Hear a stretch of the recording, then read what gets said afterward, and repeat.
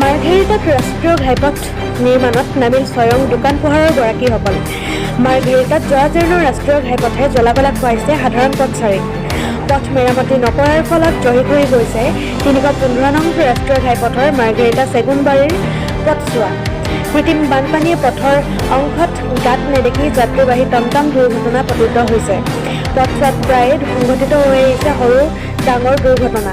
ইয়াৰ পিছতো কিন্তু কাণসাৰ নাই ৰাষ্ট্ৰীয় ঘাইপথ নিৰ্মাণ কৰ্তৃপক্ষৰ। ফলত অতিষ্ঠ হৈ পথছোৱা নিৰ্মাণৰ বাবে আজি স্থানীয় দোকান পোহাৰৰ গৰাকীসকল ওলাই আহিল পথ নিৰ্মাণ কৰিবলৈ।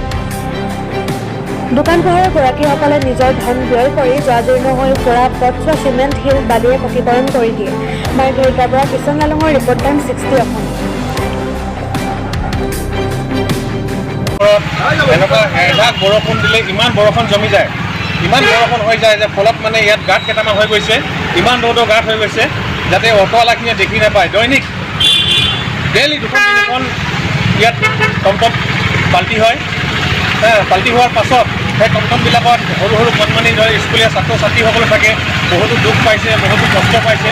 তো সেইকাৰণে আমি ইয়াৰ ওচৰ চুবুৰীয়া যিখিনি দোকানীসকল আছে, এই দোকানীসকলে আমি মিলি আমি নিজৰ হেৰি কৰি কিনে নিজৰ ধন পুঁজিৰে নিজে কৰি কিনে এইডোখৰ আমি মেৰামতি কৰিছোঁ, যাতে আগলৈ এইটো আমাক অনুৰোধ থাকিলে প্ৰশাসনলৈ, যাতে প্ৰশাসনে আমাক অতি সোনকালে এইখিনি যাতে ব্যৱস্থা লৈ দিয়ে।